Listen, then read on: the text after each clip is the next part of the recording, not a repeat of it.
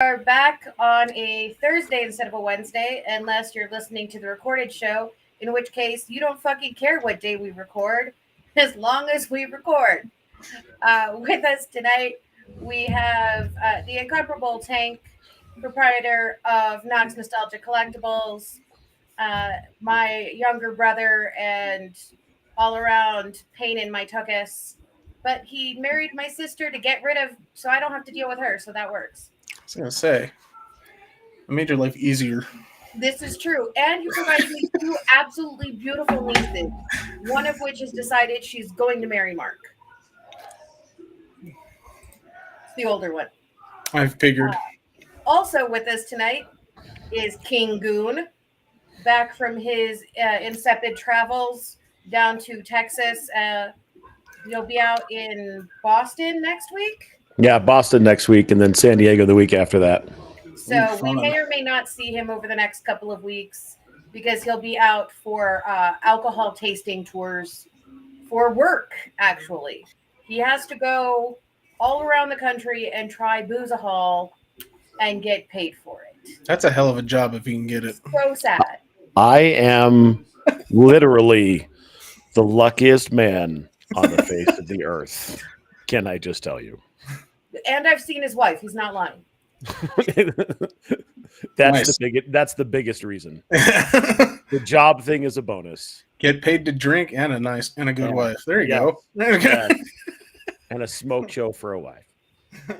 Also with us tonight, we have Gul de Goon, my fiancé, soon-to-be husband, and he deals with all of my crazy bullshit. We started off the show by saying, hello, universe. We need to say, hello, metaverse. My apologies. Has that switch actually happened yet, or are we still waiting on that? We're still waiting on that. Or multiverse. I could have said multiverse. Either way. That's probably, yeah. And we didn't really greet the Goon Squad. We're not the Goon Squad anymore when we're on this. We're just King Goon and Gul de Goon. I mean, the Goon Squad you're the Goon Brothers. Yeah, the Goon Squad watches. Yes. And hi, I'm Bobbi. Hi, Bobbi. Yes, the Goon Squad does watch, and we do love producer Dipshit from My Brother's an Idiot and Emilty in Central Command. New episode coming soon. So we will have. You want to poke the bear? King Goon give you all of their socials at the end of the evening, end of the show.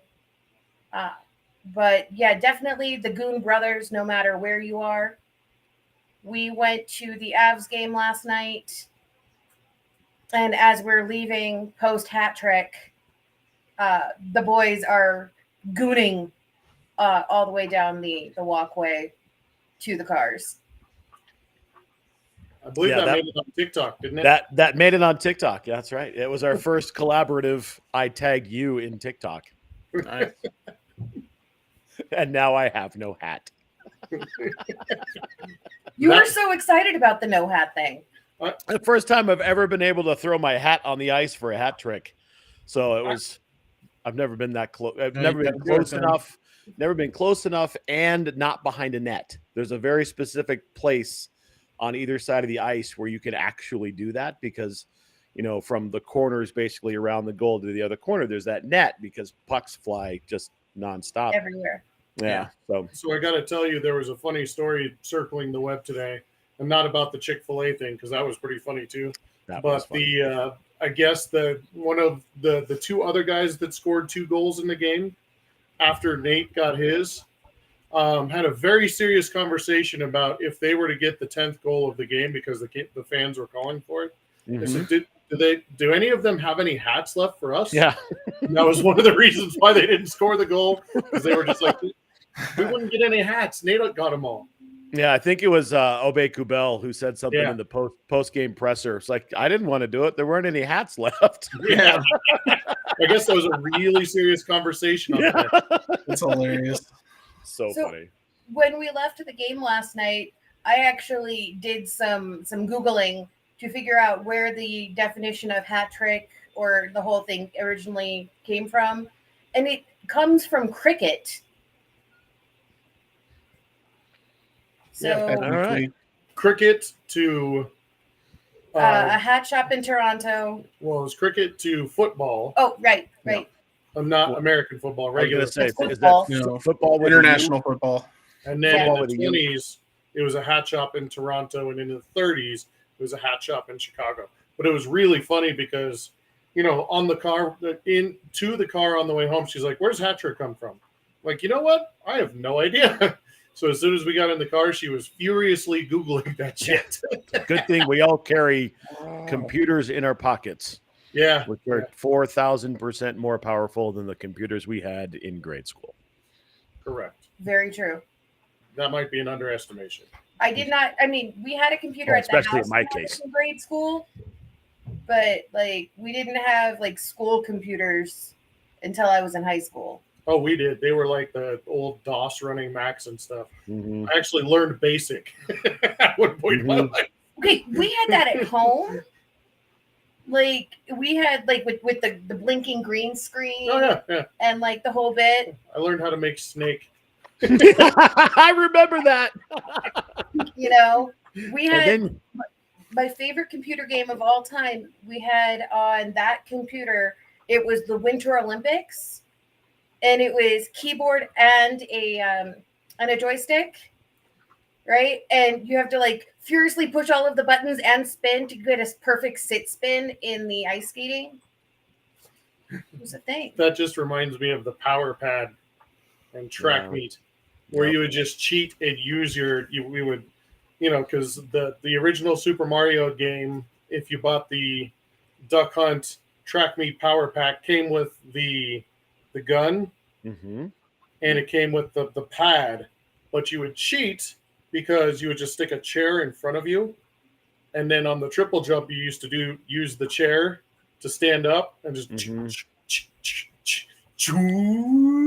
your feet are still on the ground, but not on the pads. You'd land real quick, try not to fault out.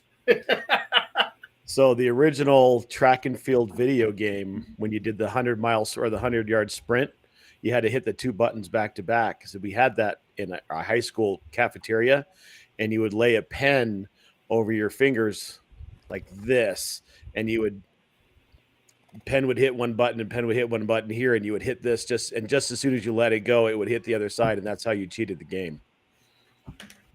You're old. I know. I also remember you and I, when I had that house in Albuquerque, so this is 96, 97, we played the original Quake on dial-up.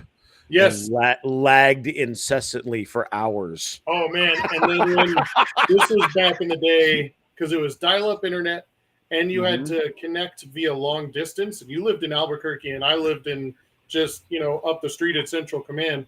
When we got that first long distance bill, our mother shit a literal goddamn brick wall. It was like a $200 fucking phone bill. I know.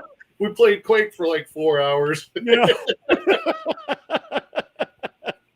Yep. Back when the long distance was, don't call before 7. Yep. Yeah. Don't call after 9. Right. Yeah. You did the same thing on the cell phones. And text messages weren't free. Yep. Oh, yeah. 10 cents each. And then you could choose 5 people. Mm-hmm. And so it's like, oh, you had your circle. Yeah. I have 5 siblings.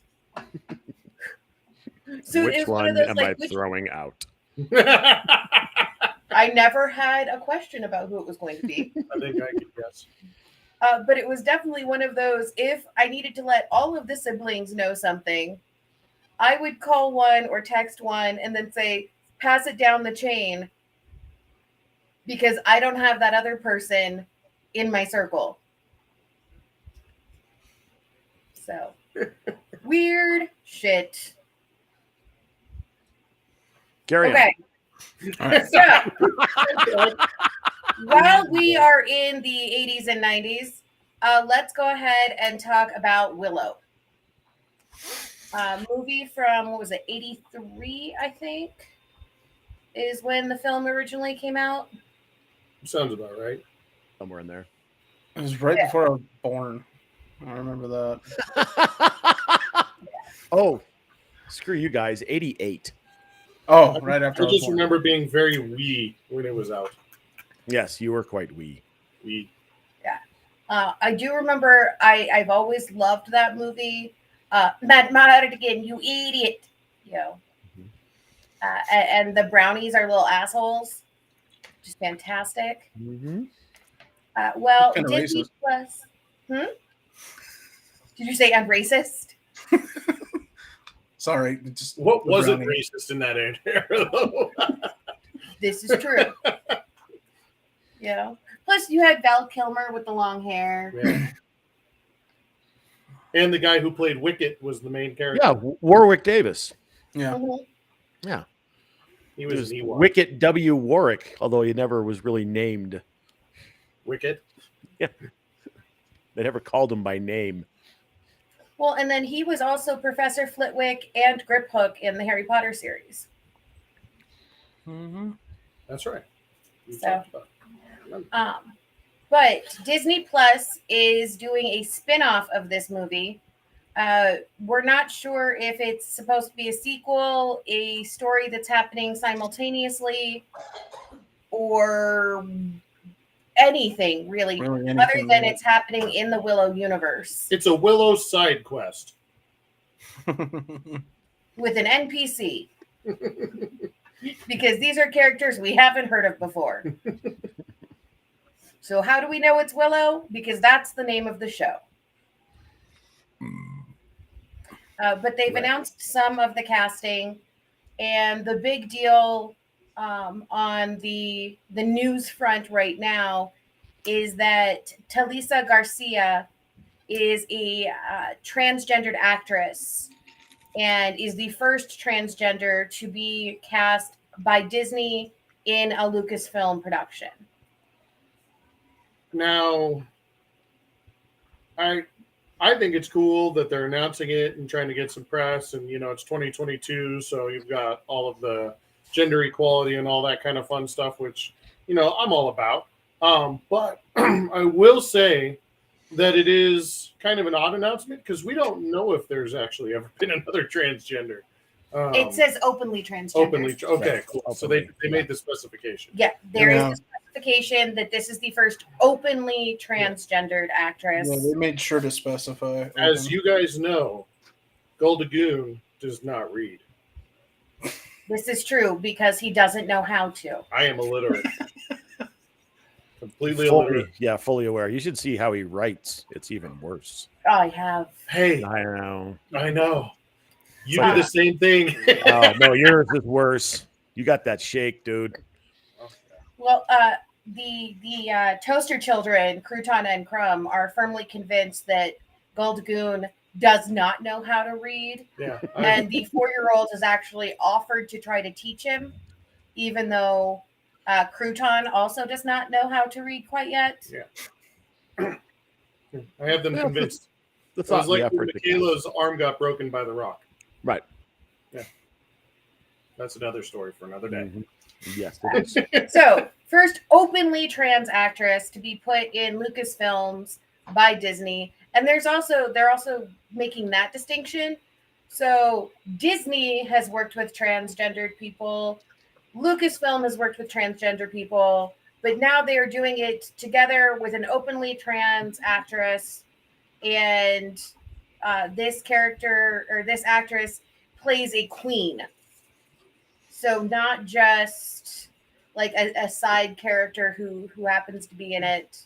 It's an ironic choice of character. Like I appreciate the hustle, but this is kind of like in sports when they create a category for a record just to create one. This is a little bit like, hey, Michael Sam got drafted, right? Yeah, this is the most yards thrown in a losing playoff game in the third quarter. Like, okay, I mean, all right. Like, I'm happy for that person, but this is just. I'm sure making there's up a category people in Georgia that are very upset about it. Oh, I'm sure. There are a bunch of people in the South, Oklahoma. Yeah. But it's not a huge role, but she's the queen. She's openly trans. and it's a big deal for Disney. Yeah. You know, because back when Willow originally came out, having somebody who was openly trans in a major role would not have been a thing. Shoot, back in the day, you couldn't even really be openly gay in that era. Yeah, in 88, that was a way different time. I mean, there's a reason why. Different time. There's a You're reason gay, why you're just- Zorro the Gay Blade is, you know, we all love that movie, but there's a reason why it was not a big movie. It's because it kind of got swept under the rug a little bit because of. Oh yeah, the back openly then, gay- if you were gay, you're just called androgynous. Yeah, right. Or many other things that we're not going to repeat. Yeah, there were. Oh no, Correct. you get called a lot worse. But I'm saying if you got accepted into main media, you were just androgynous. Yeah.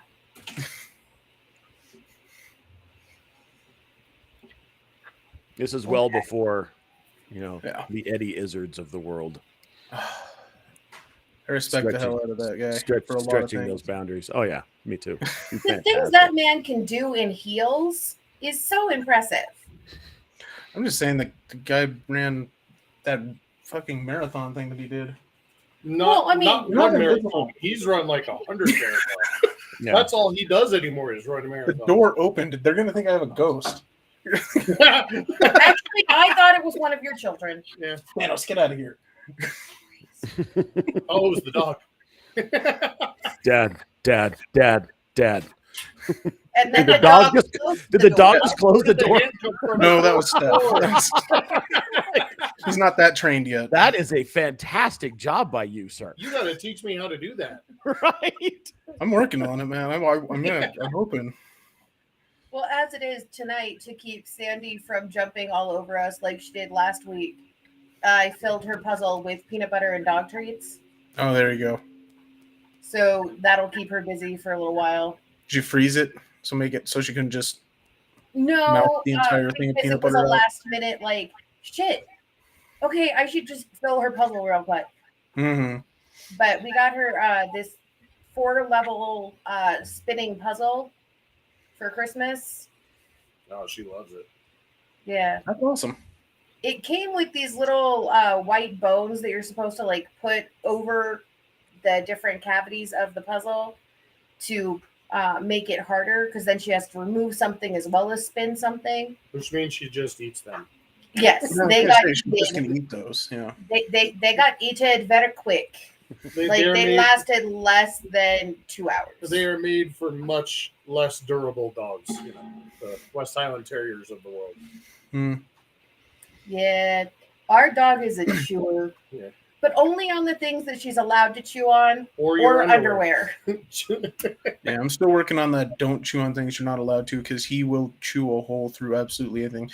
You know those like super durable, supposedly the fire hose toys. Mhm. Yeah, they're not as bad. They're not that durable. He tore it up in less than 10 minutes. Yeah. Matt and I'm I like- know from experience. Like those that do did not last. work at all. That did not. We need to get Thanos one of the yellow stick ropes. Yeah. Or the Damn It Michelle. Yeah, Damn It Michelle's lasted a while. yeah, but Mhm. Thanos is also like a year and a half younger than her. Yeah, he's Yeah. 8 months. Yeah, he'll grow out of it. He'll grow out of it. Rocky I got hasn't one of those. much Ours of it. hasn't. Yeah.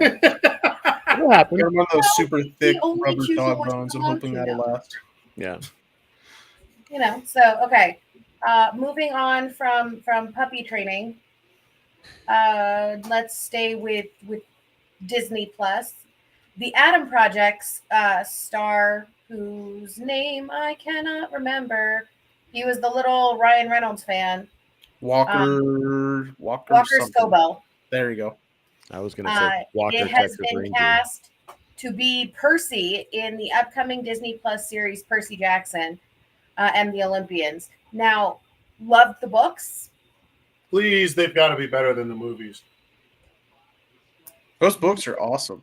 Yeah, I Actually, did enjoy the books. At least the Olympian series. I haven't read the following 3 series, but I have not either. Olympians was really cool. Yeah, I enjoyed the heck out of it. That movie sucked. Yes. I actually Yes, think they made the second one. Yeah, they made it. Yeah, Or they made maybe two. that's just a Mandela thing in my Mhm. brain. No, they I made know two. that. I remember the first one. I don't remember the They second made one. two. Okay, so they did do two. Oh, okay. Wow. But they were the first one was actually better than the second one, Oh yeah. which says I mean, something. it was less worse. Yeah. And I You saw know, them both. Like the first one was a good D minus, and the second one was like an F minus. Oh, that's You know, not encouraging. neither are passing grades, but with a D, you can still play sports. I say D's get degrees still. Mm-hmm.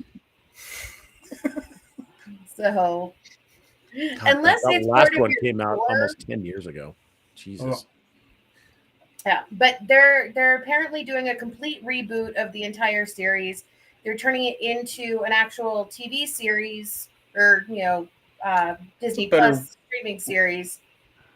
Which, as we learned when Netflix took on Series of Unfortunate Events, There's a better way to do it. exactly. When you have a really great book structure, turning it into a multi-part miniseries allows you to really tell the story. Rather than jamming an entire book into an hour and a half or whatever it was. Exactly.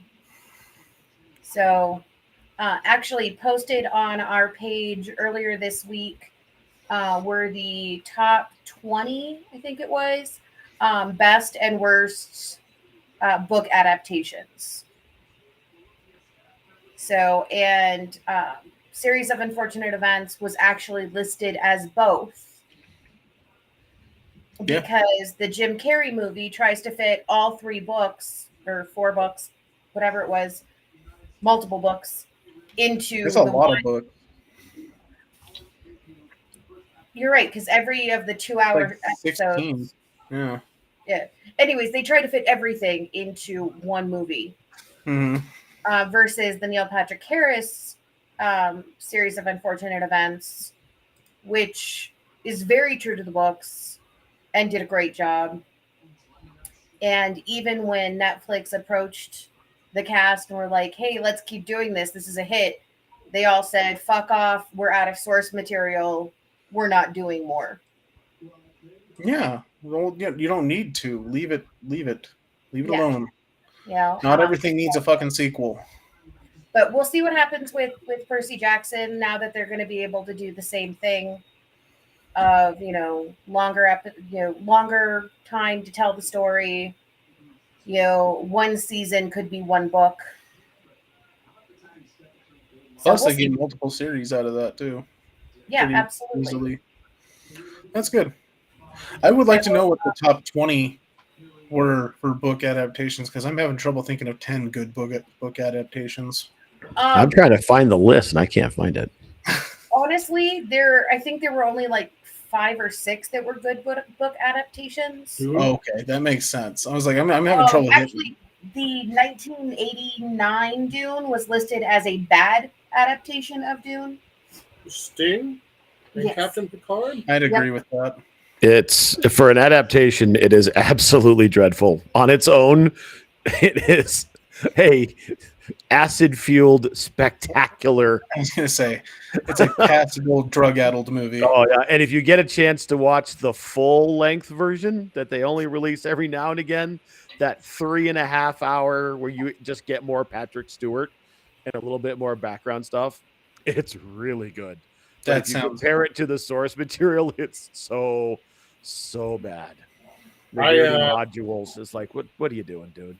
I Am Legend is listed as one of the worst ones, saying that the only thing similar to the movie, from the movie to the book, is the title. Well, that's because it was based off of Omega Man. Yeah. Yeah, so it wasn't actually based on the book. I know they tried to say that, but it was based on Omega Man.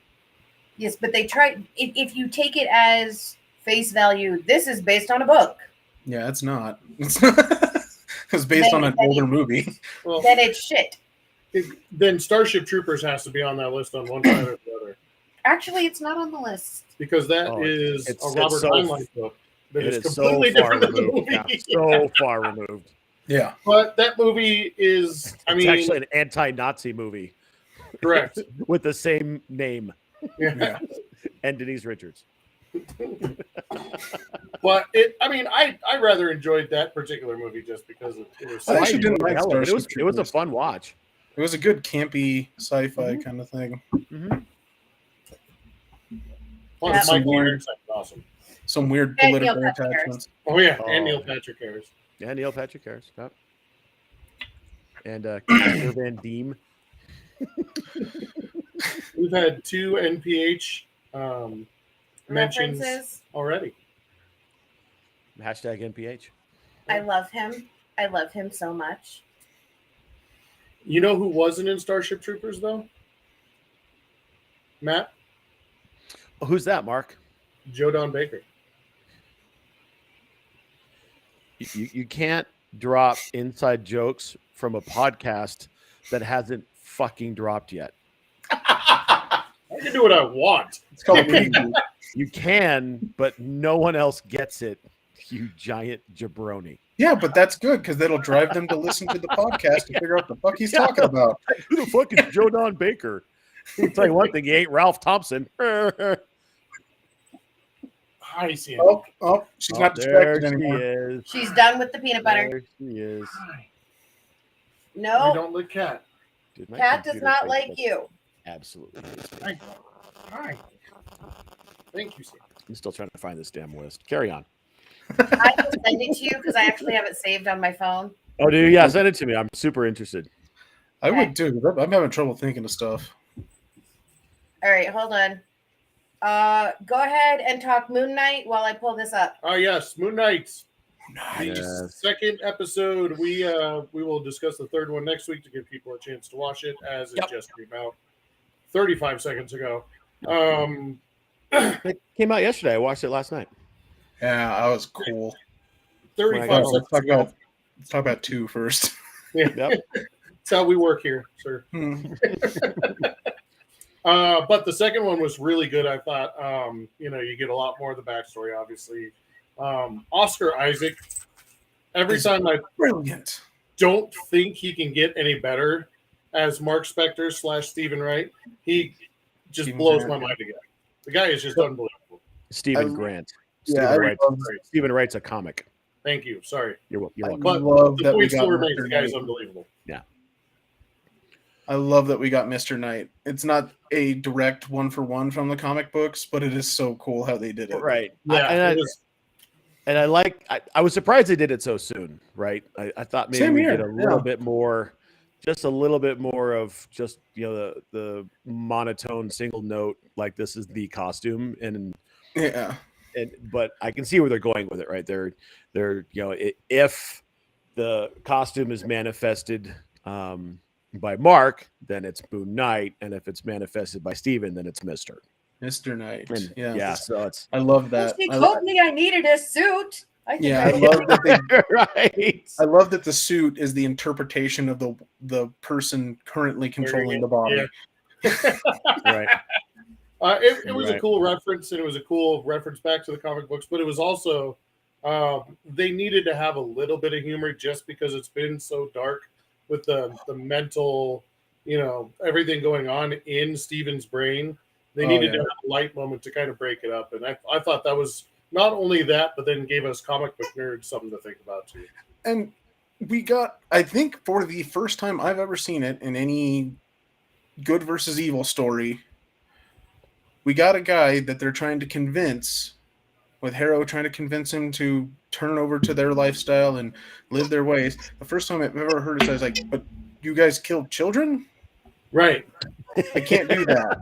Like, that's the first time I've ever heard anyone say, it's like, wait, you killed children? No. Because, And he's just like, everybody here's okay with that? it's the total utopia. Here's this, and you've got food, and there's a waterfall over there that's really peaceful, and we're all singing Sha Na Na. And wait, And but you guys we're killed learning children. Mandarin. Yeah. Did you say you Mandarin, killed kids? Finnish, and All French. Right.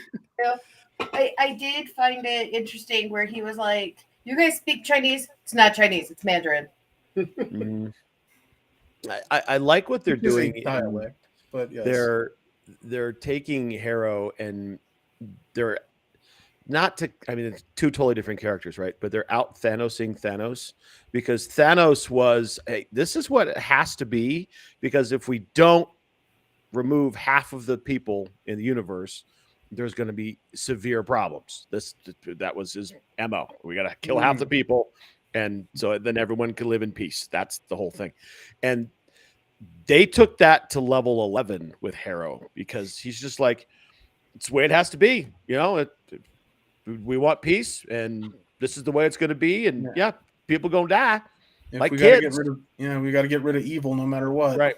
And he's absolutely the choice of Ethan Hawke in that role has been just brilliant. I mean, I applaud everything that they've done with it. He brings that its entirety in this show. The nice part about Marvel, the lesser known Marvel superheroes, is most of those people actually get supervillains that are even better than the stories that the heroes are trying to tell. So as opposed to, Joker's got some things, Riddler, Penguin, all these guys. That's not MCU. Well, I know. I'm comparing the two. Oh, okay. Yeah. So the Marvel supervillains are much more. They have a good reason for thinking what they're thinking. And there's a lot of duality to it that is built into all of these villains. Thanos. What's the robot? Killmonger. Yeah, Killmonger. Ultron. All these bad guys all have they want to do the right thing, but they're not seeing it because they're on this particular mission. And so there's a lot of duality. And the same thing goes for Moon Knight's character as well. I mean, there's the duality of, do I really have to kill these people? There's actually kind of a three-way thing going on is, Steven struggles with it and Mark struggles with it because of his wife. And, the Egyptian god thinks he's doing the right thing, but he's really just murdering a lot of people. There's a lot of the nice part about Marvel bad guys and good guys is there's a lot of, you can take one side or the other. It's kind of fun. There's depth to it, right? There's DC tends to be a lot of black and white. Yeah, it's either really good and punch things or psychotic and just want to blow things up. Because some people just want to watch the world burn. And that's one of the might things be like the theme of how DC does it, right? And that's because they just want to blow shit up. And that's one of the things that Marvel is great at, especially with the lesser known ones. Like Deadpool has made an awesome thing because of his backstory and how everything's going on, and he's constantly fighting with all of his demons, and just all of them really have that kind of duality nature where you can pick the good, you can pick the villain, and still, that you're rooting for the villain, and even like something like Ghost, other comic book fans about it. Even someone like Ghost from Ant-Man, where you're kind of like you feel bad for her because she didn't do anything to cause what happened. She's trying to exactly. fix it. Just has to live with it. Series all do it the over wrong again, way. There's not really a one way to look at it because the Scarlet Witch is doing this to protect her family, but at the same time she's absorbed all these other. It's the whole thing is that's the way it's built around is there's not really a good guy or a bad guy. They make it out that way, and you can see a true antagonist and protagonist, but there's a lot of dual natures to every single character. I love the depth. See, it reminds me of actually something that happened in pro wrestling a few years ago, where they started talking about The Miz as the heel that makes good points. Because the stuff he was talking about, it's like, yeah, that is kind of fucking stupid. Yeah, it's the bad guy that makes a good point. You're like, you're not fucking wrong. I get it. Okay, you're not wrong. You just can't do that. It's like Jericho 2.0. Exactly. It's like, you're not wrong. We get it, but you can't do what you're doing. All right. So let's see what else we got. All right, Halo. Love it. We've had more. Yeah, finally 2 and 3 I guess 4 came out also, but that was yesterday, wasn't it? Well, that No, was it's small. today. Yeah. Yeah. Believe me, I tried to watch it last night. But I just couldn't unspin after the game. So I was like, what else am I going to watch? I like the direction they're going with it. There's been a lot of people arguing about this taking the story out of canon and stuff like that, but I'm like, we don't know what the canons to the story is. Right. We haven't gotten to that point. This is all very pre. This is all happening prior to what we know from the video game series. Right. We don't know. Go back to Halo War Evolved, he was the only Spartan left. And at that point, he was kind of like an out-of-date thing. And so you're getting the backstory on why they call him the demon and all this other stuff that it predates the video games. Well, and even if you're talking about Reach, like that was the last defense was Reach. And this is all happening way before that's even an option. Yeah, it's like freaking Coruscant. Yeah. Yeah, exactly. We're seeing what's happening on Coruscant before it got blown up. Yeah, exactly. So I like what they're doing with it. I like that they're humanizing this super soldier, and you're kind of getting to understand why that had to happen for him. Yeah. And that's a good story to tell. Like, why did this guy go on, become who he became? I'm really interested to know, though, from somebody who has no background on the video game, didn't play the video game or the mainline series, what they think of it with no source material in mind. Yeah. Where you come in? I'm actually really enjoying the story and the characters and the way that they're really developing. We did not finish episode 2 in one sitting because it just got to be too late and I was falling asleep on the sofa. So when we went to go finish it, episode 3 just started automatically because, Paramount Plus does that. Mm-hmm. And I was kind of going, wow, I thought we didn't have that much longer left in that episode. Then I realized we had just watched an entire another episode because it flows. It's not disjointed. Oh, yeah. Every episode leads into the next episode, as opposed to some shows where it's just very episodic. This is you get time travel story. This is almost a mini series in my mind. And interested to see what's going on. I do think that, was it Halsey? Yeah. Whatever. Is a conceded see you next Tuesday. Yeah. I prefer extraordinarily driven. I don't, because not that I have anything against the characterization that you just used, right? I don't know that, because it's almost as if all she wants is to find the thing, and that's the one, whatever that thing is that she's driven to do, that's what she's going to do, and she's going to do everything she can to do it. And she's got the right motives. She's trying to, advance and help mankind, but and she's like, well, but maybe we can figure this out and let him do his thing, and here's this other thing that we can do, and give him this, and have you follow him and help him and do your thing and all. But she's just so driven, and there's clearly something, and I don't know if they're ever going to touch on it, but it's clearly something that's happened to her to remove a lot of the emotionality out of her decisions. And she doesn't, it's not, I don't think she's capable of caring. It's not that she doesn't care. I don't think she's capable of it. It's not that she's driven, or that, like, the power play move that she did in the meeting with the generals, like that's all like, yeah, badass bitch. It's, I want the perfect brain in the universe. I will use myself. It is a little bit conceited. Yeah, I can see that. I can see that. The mainline story pits the Covenant, who are looking for immortality and the way to clean the entire universe of everyone but themselves, and that's what the prophets are doing with the Covenant. And they've added this new human-esque, I don't know if she's fully human. Yeah.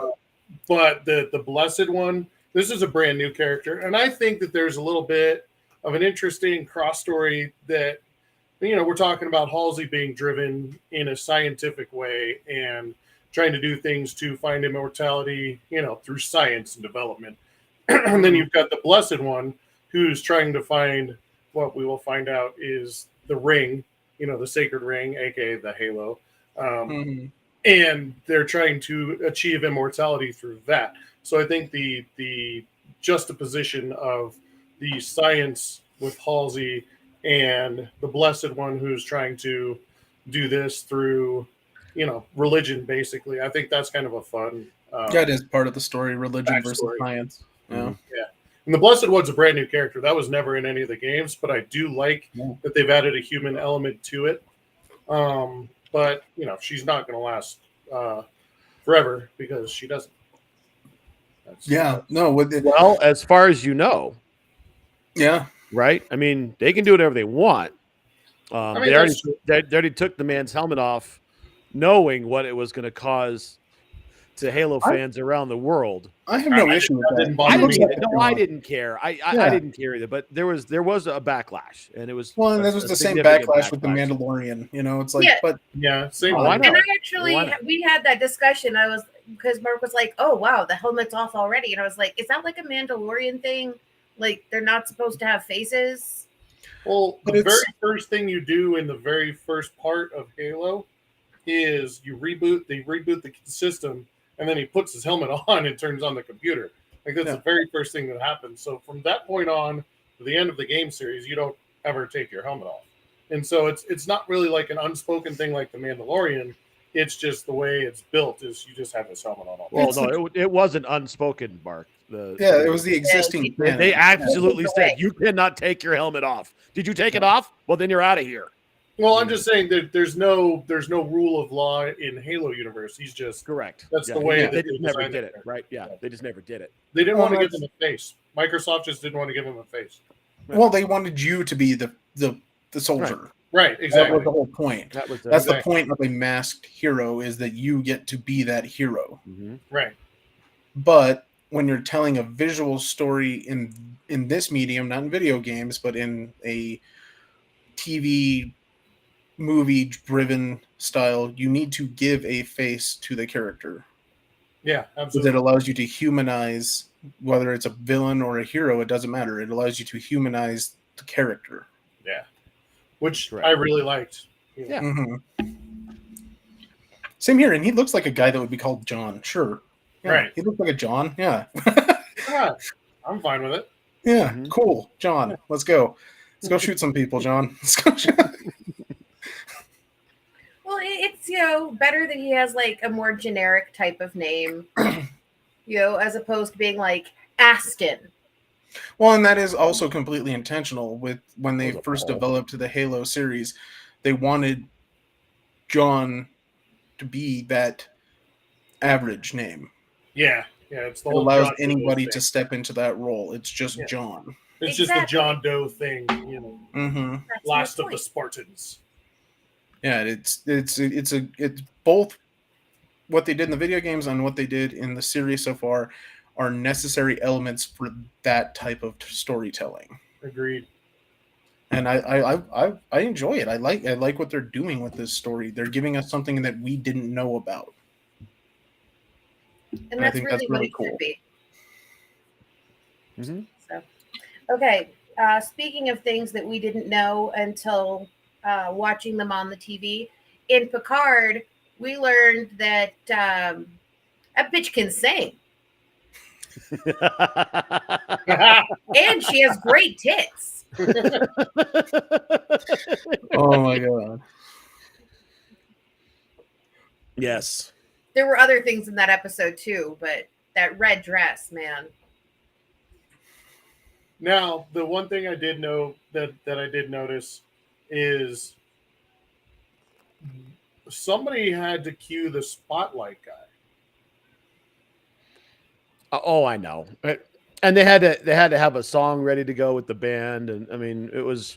Well, once she starts singing the song, the band can improvise if they're a good jazz band. But the one element that you can't improvise is the spotlight. It's funny. It's just kind of a very Star Trek-y thing. You know? Okay, Yeah. the Borg Queen took over the electronics, shut them all down, and then she used her Borg Queenie powers to get the spotlight on her. Hey, it's all good. I think it's a funny observation. Yeah, I had the same one. I was like, this is a little Trekky, contrivey, Yeah. holodecky. Holodeck, yeah, exactly. I was like, Little okay, Vic I'm gonna Fontaine. go with it, but I'll just go with it. It's a little Vic Fontaine. Yeah, just a little Vic Fontaine.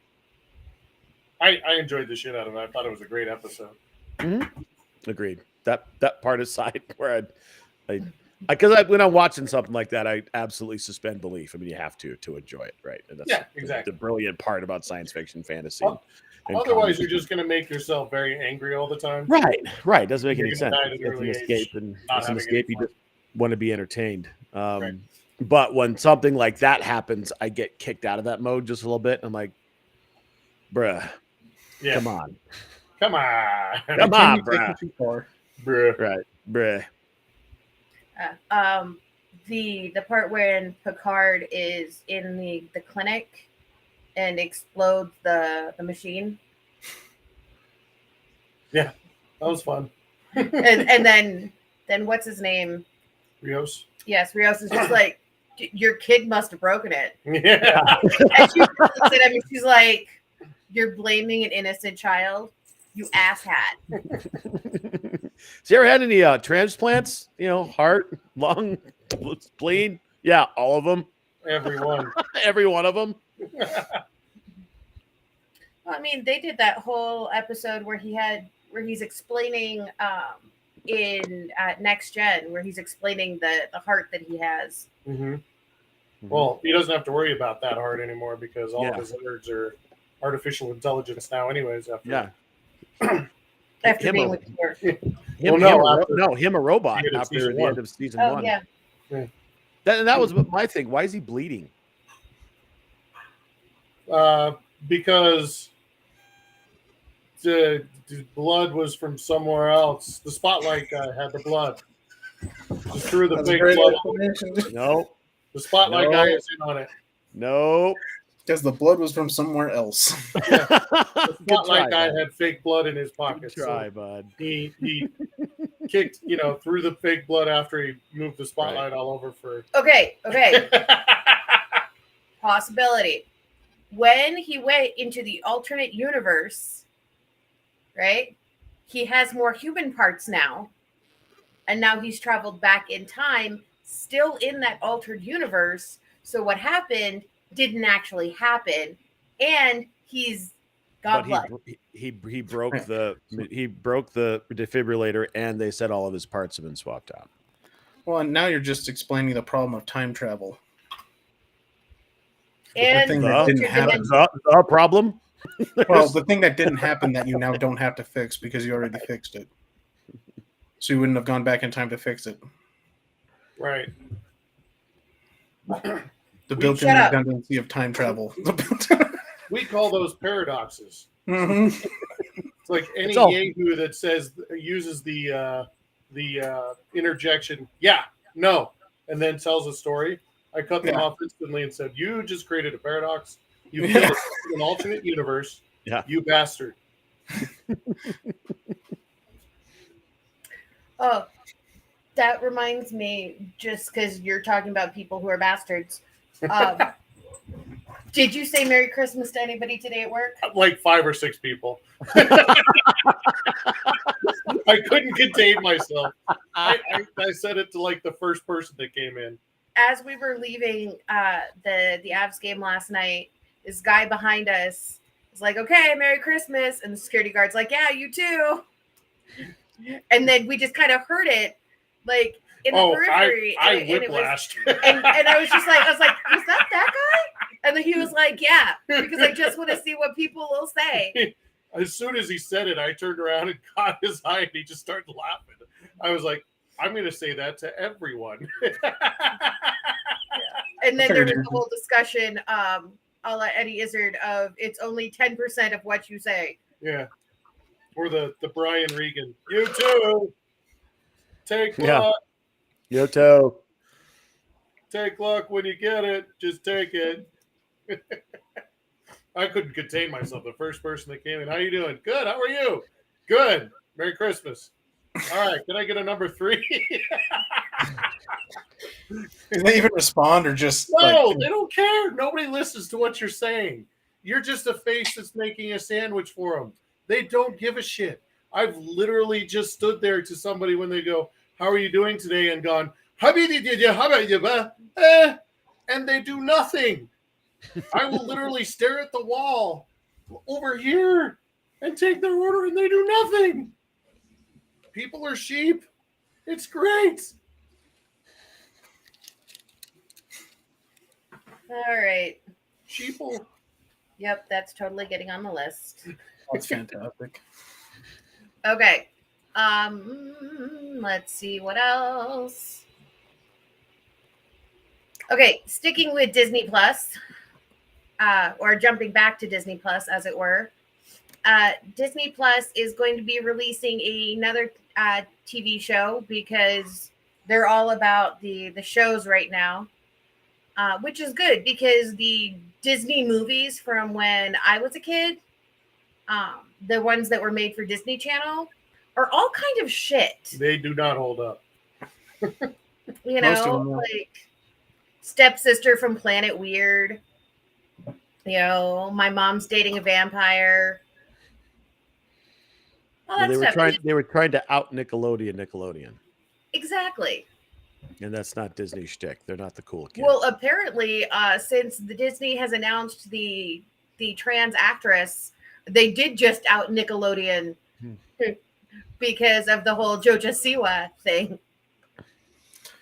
Yeah. Oh. Not getting invited to the Kids' Yeah. Choice Awards. I was going to say she just got denied entrance to the Kids' Choice Awards. So. And her song was featured in the Yeah, awards. she was I was nominated. going to say she's a Nickelodeon star.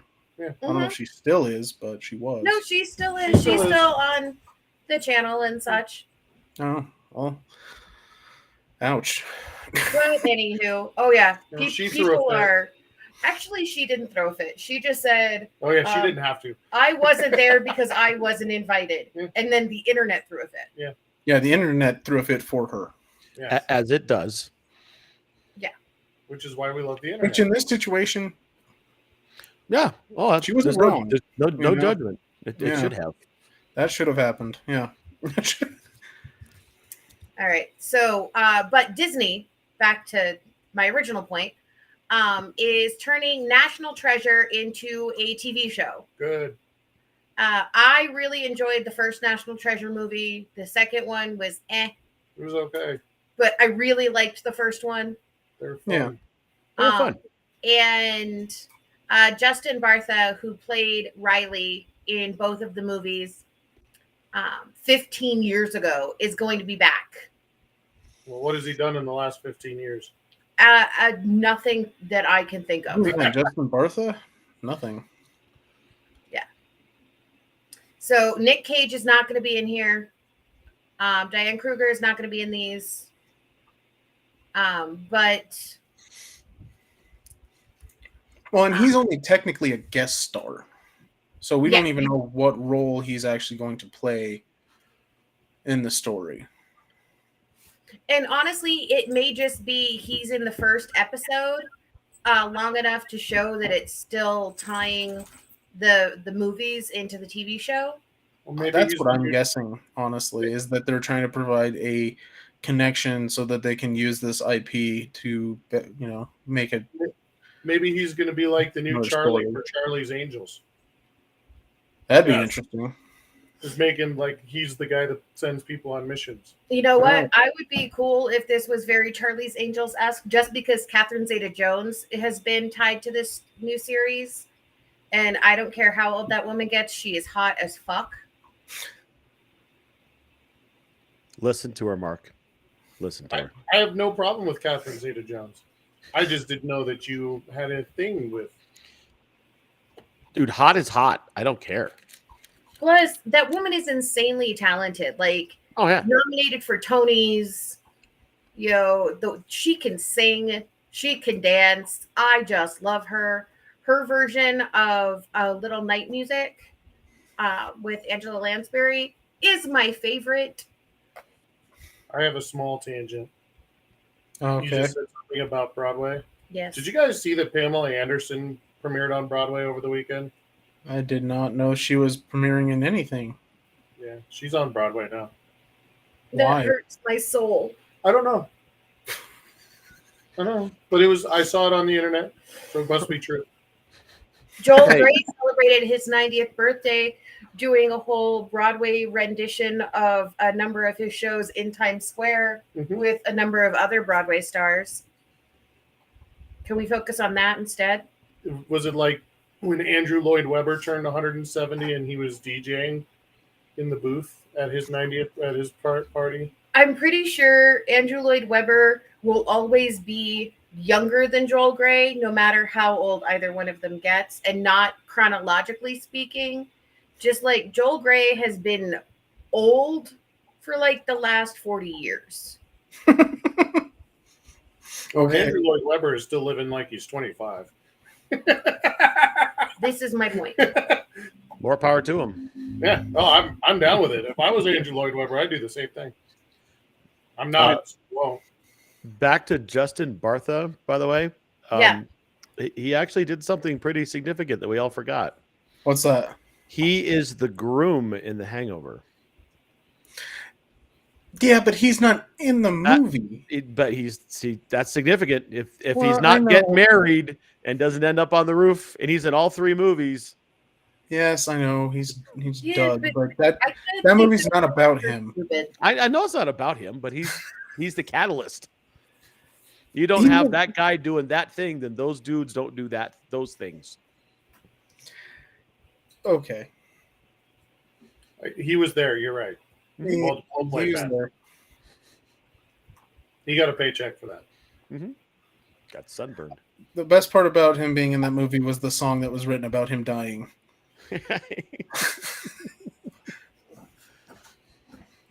Nothing against Justin Bartha, but I don't stand corrected. He has done nothing in the last 50 years. That's not nothing. That has is he nothing. done anything He else was- legitimately? He Like, was Oh, passed probably. out on the roof the whole time. Absolutely. He did none of the shenanigans. No, none of the shenanigans. Yeah, so he did nothing. He Literally took a nothing. really long nap. He literally did nothing. well, and I'm sure he's done other stuff. I don't dispute that he's probably been in, movies and TV or something. I'm sure, but Name half of one. Matt looks like he's I couldn't- Googling. I couldn't tell you that answer That's on how- what he's done. That's how it was reminded he was Doug. I'm scrolling through his Yes, but you filmography have right now. Google face. Yeah, You're also I'm just looking looking. at I'm reading his filmography. It's right here. Yeah, I was going to say, you're looking at your second screen. Yeah, Plus, his eyes do this thing when he has Google face. You do get a Google face. Oh yeah, Matthew, my oldest gets it too. It's kind of like one eye gets a little bit wider than the other. His is way more pronounced than mine, but he's always done it since he was a wee lad. Whatever he was doing, if he was concentrating on something or looking at something or playing with Legos or reading or whatever, he'd just go all the time. He still does it. Which is funny I know that face. because his twin doesn't. Well, it's because he's white, This is true. If I was black, I would do that. right? But then Matthew would have to be white. But we would look the same. Right. Inside family jokes making it in the podcast. But Remind me to tell you about white twin and black twin. yeah. And a very drunk little sister. It's a good story. Okay, so moving on, because Mark and Matthew really don't look anything alike. I have nowhere to go with this other than to make a complete random tangent. Oh, here you go, family. Let's go. Last week we talked about Jared Padalecki leaving Walker, Texas Ranger, or Walker, to go and do season 4 of The Boys, and we guessed that it was due to the fact that he misses his bro, his dude, Jensen Ackles. because after doing 15 seasons together, you know, they're each other's children's godparents, and like they're family. Like, you know, that's just the way it is. However, Jensen Ackles just directed an episode of Walker, so they're apparently still working together. So my guess is that Jensen Ackles is getting a lot of nerd fandom attention because of The Boys, because he beefed up, he grew the beard, he's stepped away from the Dean character. He was Batman. Yes. The voice of, anyhow. Counts. It does. When we talked about the Batman multiverse. And he's a damn good voice actor. But Jensen is getting all of this like pop culture fandom with The Boys.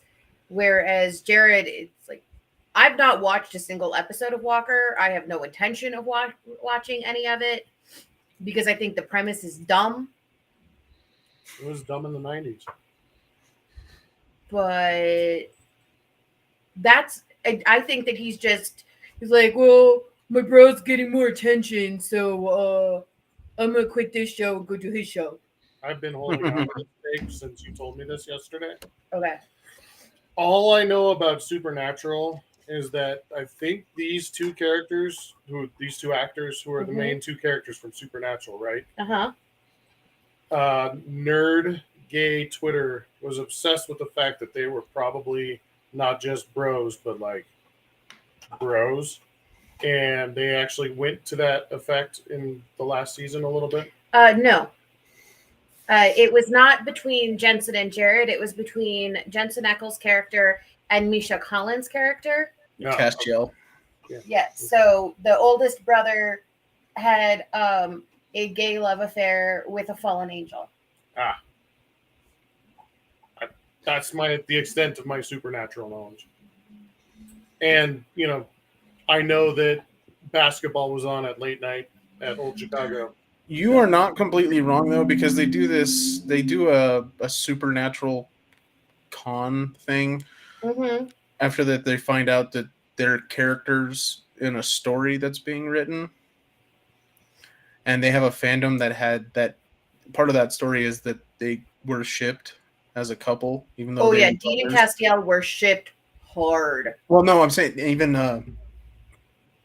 Dean and Sam brothers, they were shipped, and they bring that idea up during a Supernatural con thing that they were shipped as a couple, and it's like, oh, dude, we're brothers. It's fucking gross. Like, what are you doing?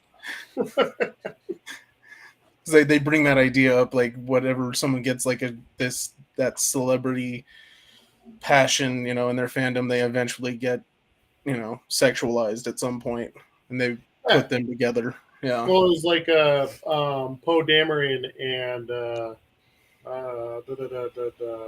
BB-8. Yeah, BB-8.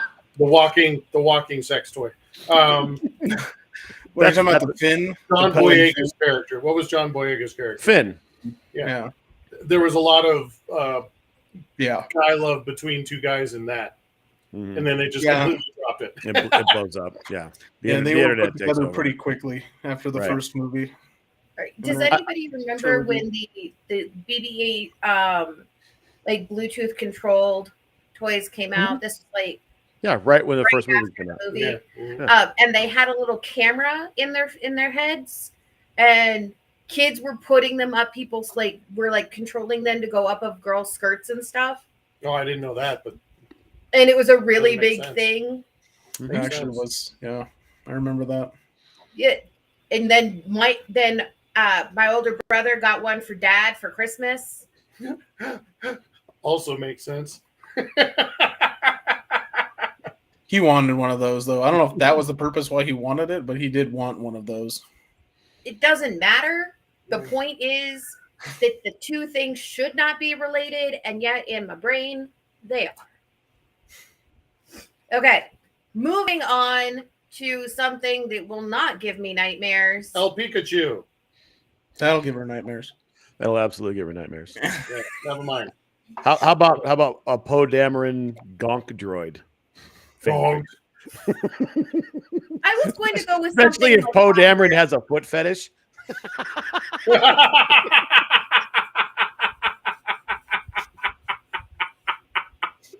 Don't tell that to dipshit. Oh, I'm gonna. That is her boo. I know we gotta work that into the next one. Poe Dameron has a foot fetish and he falls in love with Gonk. Gonk. Gonk. Gonk. Walking battery with giant feet. Gonk.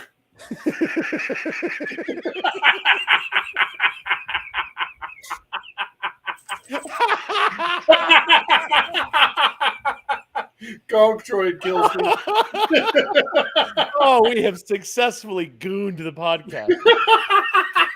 You guys goon everything because you are the Goon Brothers. Oh man, that is the goon tangent of the night, ladies and gentlemen. Brought to you by My Brother's an Idiot. Catch us on Spotify. Oh my god. I got way more enjoyment out of that than I should have. All right. I Carry on. slightly broke myself with that. Oh, Gonk droid.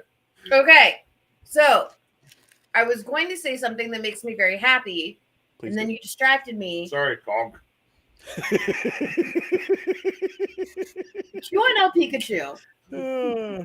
Okay, and that is that Chibnall will not be writing for Doctor Who ever again. Yeah. Thank God And for they that. fully expect RTD to ignore all of the canon changes that he made. Well, he fully expects. Yeah, he it was expects it was an interview that Yeah. they had sat down with Chibnall. I was like, I expect him to ignore everything that I did. Nobody knows where he's going to go with it. Nobody knows what he's going to do with it. I honestly don't think. And when you get someone who respects the universe and did as much to increase the scope and bringing that deep, beautiful story into modern consciousness, I don't know that he's going to ignore it. I think he'll try to write it off. I mean, Recipe Davies, I think will figure out a way to make it work. The Timeless Child is going to go away. I actually don't think so. I don't think so. I think that's one of the things that's going to get kept. They're going to find a way to build it into the lore better. I think what he's going to do is fix it. That's what I mean. Yeah, I think he's going to fix it. I don't. To ignore it is to just. Oh well, just kidding. I never said he was going to ignore it, but I think he's going to make it go away. Well, that's what Chibnall said. He fully expects it to get ignored, and I don't think that's going to happen. No, it's going to get some of it's going to get retconned, and some of it's going to get written in as a different part of the story. Sure, and as far as Chibnall not writing for Doctor Who again, he had a couple of really good episodes back in the Russell T Davies era. I don't really remember much of what he wrote during the Stephen Moffat era, which tells me that it wasn't really worth remembering. But as a show writer, he was just brutally bad. Yeah, he was not good as the showrunner. That's the biggest problem. Well, I mean, and he actually says, when asked, will you ever write another episode for the show? He's like, absolutely never again. Well, no, because he's been dunked on for the last 3 years. Right. Yeah. Right? 3? Is that right? Yeah, 3 years. And, he does say that the contract was just for 3 seasons, and that's why he's leaving. It's convenient. Well, I mean, I'm sure that I would say that too if I was getting fired. Right. So, no, my contract ran out. I'm good. Yeah, exactly. I chose not to come back. He did the controversial thing from the outset. And had he followed up with good stories or a good arc or both, the controversial thing would have gone away, and it never did. Which is unfortunate because Jodie's just, I love her to death, and she just was set up to fail in the role. But I got where he was trying to do and from the outset, and I get it and it made sense. But then if you follow it up with just garbage entertainment, it's never going to fly, regardless of how well intentioned your decision is behind the choice. If you can't tell a good story, people are going to shit on it, and hence 3 years later, here we are. I mean, the casting wasn't the problem. It really was the writing. Right. Mm-hmm. But the casting was controversial. It was. And it was a really big deal. Right. But we don't know for sure who the next Doctor is going to be. No. And they may go, controversial again. They may go person of color. They may go another woman. They may do any number of things. Or they may, just be like, hey, we're going to go back to what we know works. Here's a white dude. I think they should do Warwick Davis. I'm in. I'm down. That would make things interesting from a different perspective. Yeah. Have to really take that TARDIS console and drop it. Yeah. Wow. No, just give him a bunch of step stools. Oh yeah, just give him like a build stairs in there. Yeah. Give Like them a rail, stairs. like a bar rail where they have the shorter bartenders. They have the thing they have to stand on so they can serve guests. Yeah, I Those was old thinking school that, or bar, like the cat stairs that lead up to the couch. Oh yeah, there you go. Yeah. And I mean the biggest issue that Dog. Tank, just keep talking. The boys are going to beat themselves. He's the biggest issue that Chibnall had was that he legitimately he went too deep into the lore in a story where if you're going too deep into it, it's not going to make sense anymore. Right. I think that was his biggest problem, is that he forced finite details into a story where if you use too much detail, it gets rid of the mystery.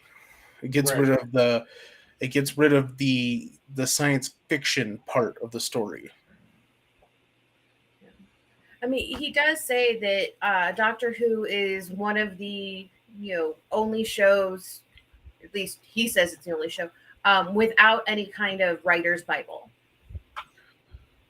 Which is on purpose to a certain extent, because if you create hard details, if you create hard facts about this character, then you cannot deviate away from it at that point. Right. You can't give them and that's the problem. You need to be able to deviate from every story that's ever been told about Doctor Who at any point in time. Right.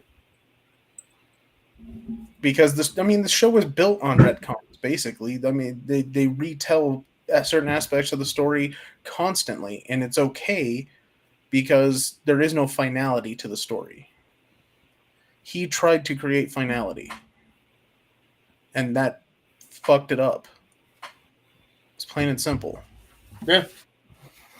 Yeah, there's a reason why we don't know his name. Yeah. Yeah, there's a reason. 60 years later.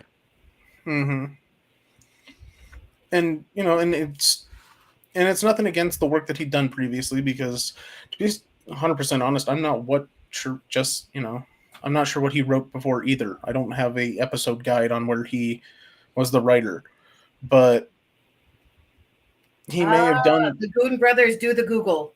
Okay. I may have enjoyed what he did before, and that, that doesn't matter. And I didn't hate everything he did. I just hate that he tried to, like you said, he tried to create a Bible about Doctor Who. And that's not what you're supposed to do with this character. That's why it's rewritten every 3 to 4 years. That's why the character is a new person, even though it's the same person in a different body. All right.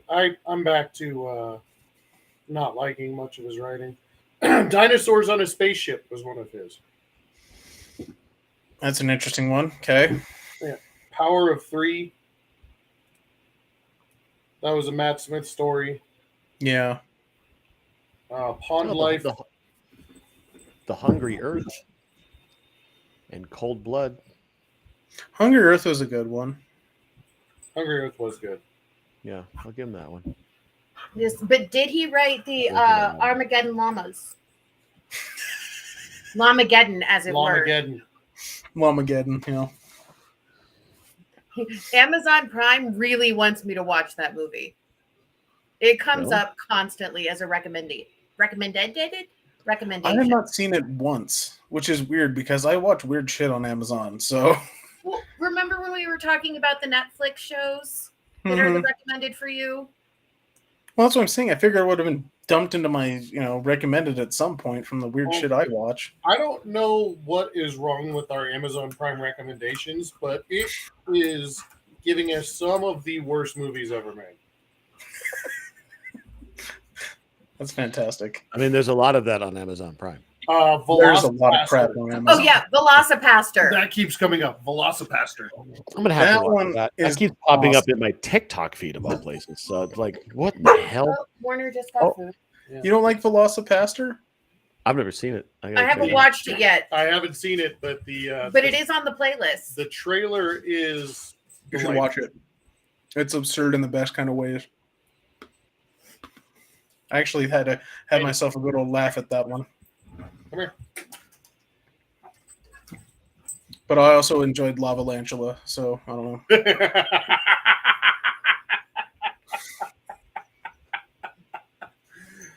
Gong. All right.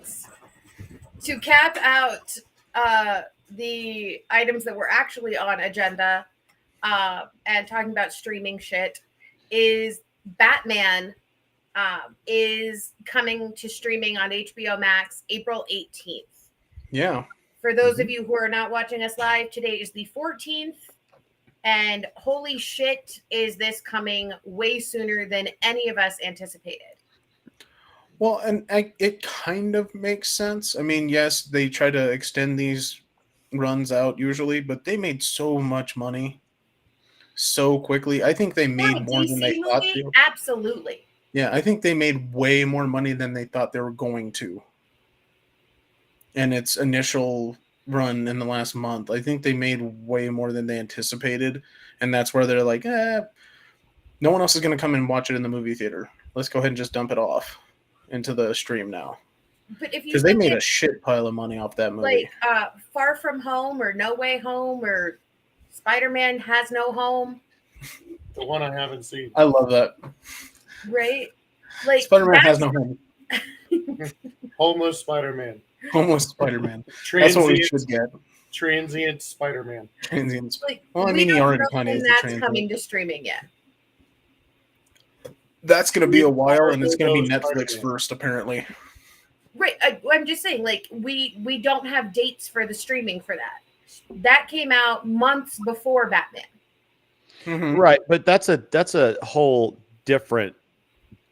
I know, completely to borrow the term, it's a different juggernaut, right? That's a whole other model. They're dialed in. They know their shit. Absolutely. Marvel, and even, I mean, granted, it's Sony, and I understand it, but it's still Marvel, and especially the Spider-Man property. They understand how to monetize that. They've got it dialed in. And Joker's over at Warner Brothers still haven't got it figured out. So yeah, I think that's why we got the pivot. This is one of the biggest money-making DC movies in a long time. Yeah, over 730 million. Yeah, in a month.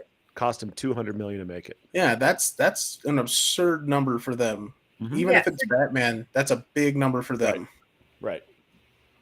Yeah, I'm just saying. I think it's if you could do the comparison, because when we were talking about opening weekend numbers for Batman, we compared it to Homeless Spider-Man. Yeah. Right. Train car hobo Spider-Man. It's still apples and oranges, though. It is, But as he says in the wedding toast at the end of my big fat Greek wedding, apples and oranges, we're still all fruit.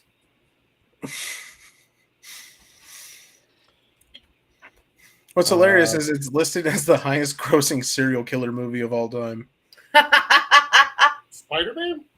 No, the Batman. No, the Batman. I was like, my big fat Greek wedding? Yes.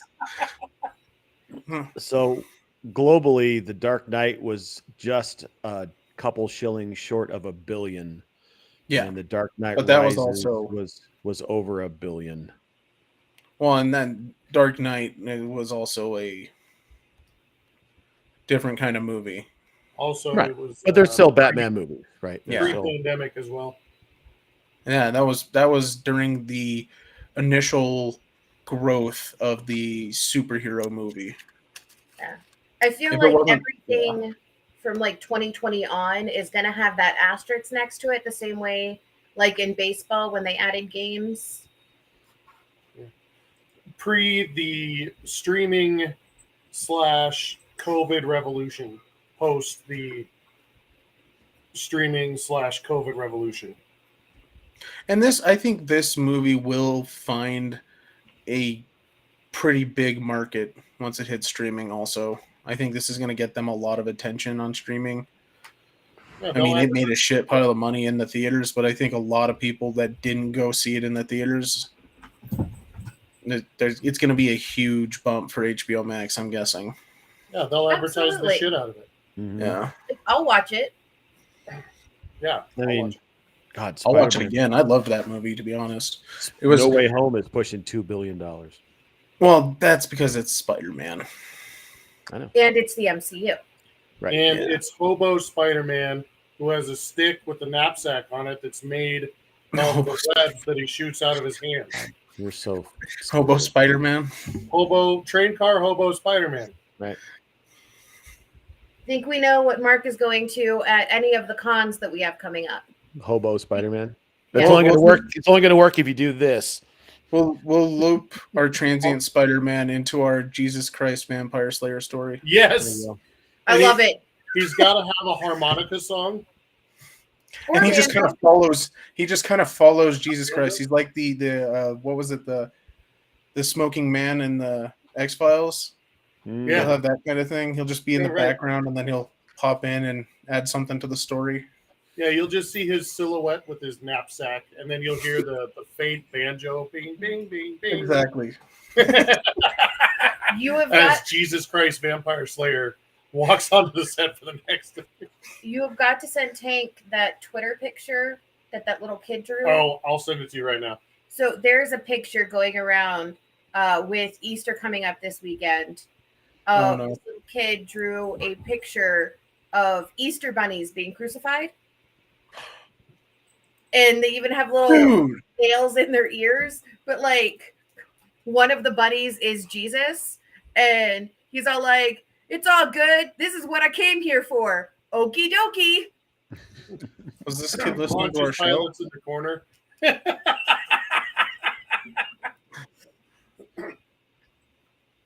And they Oh, even- that's amazing. yeah. They even have a little Longinus with a little bunny spear in his hand. Yeah. Holy crap. This has been shared on our Twitter feed.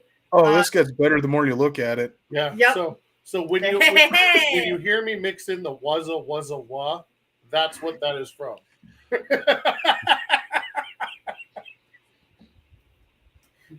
Bunny Christ. But Bunny Pontius Pilate is in the corner just going, wazza wah. That's oh man, I love this. It's so Did we good. determine if that was Pontius Pilate? Oh yeah, Pilate. It says it on Oh, his there. little phone. Now you can see it. I scrolled in. Yeah. All right. So I zoomed in. You can see PI. Yeah. That's It's on his funny. little crown thing. Yahoo, And I this is feel what I like came for. Bunny Christ with Jesus Christ Vampire Hunter is really where we should end the night. Hobo Because- Spider-Man. Does it get better than that? Train Oh, car it does. Your man. Gonk. Gonk. Can Train Car Hobo Spider-Man have a sidekick who is a gonk droid? Can we make that happen? We're Well, I ready. figured the Gonk droid would be with the ginger. Remember the one who's trying to Yeah, the Ginger Soul save Saver. souls? Yeah. The soulless ginger saving souls. We'll Do have the not Gonk droid Ginger as- the do- soulless no, soul saver. whoa, hold on. Do not sully the reputation of Gonk Droid. That's not. I will not allow Gonk Droid. We can give the ginger a foot fetish too. Jesus, get over it. I might take to the family chat with that. If he only knew.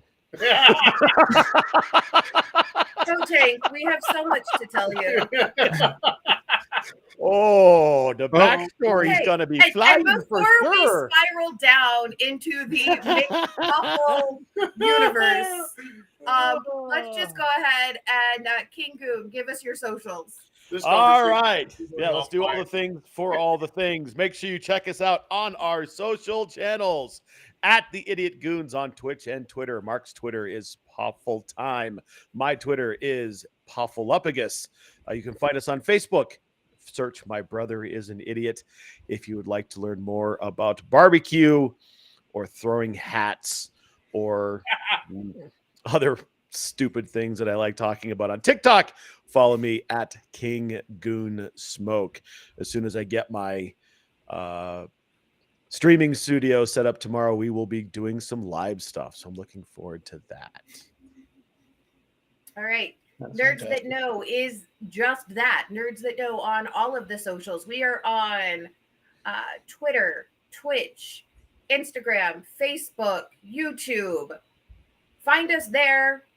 Follow us. We will be going to a bunch of cons in the Denver and surrounding areas over the next couple of months, to include up in Wyoming, down in the Springs. We're going to be a little bit everywhere. First one coming up is Anime Fest. So look for the nerds there. Stop and say hi. Show us your costumes. Cosplay is always amazing at Anime Fest. So share all that with us. Follow Tank, Knox Nostalgic Collectibles. Yep, or at Tank Knox on most socials.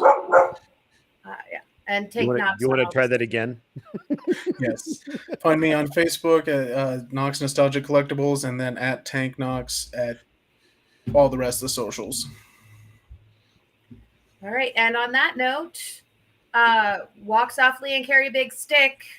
Gronk. Gonk. Gonk.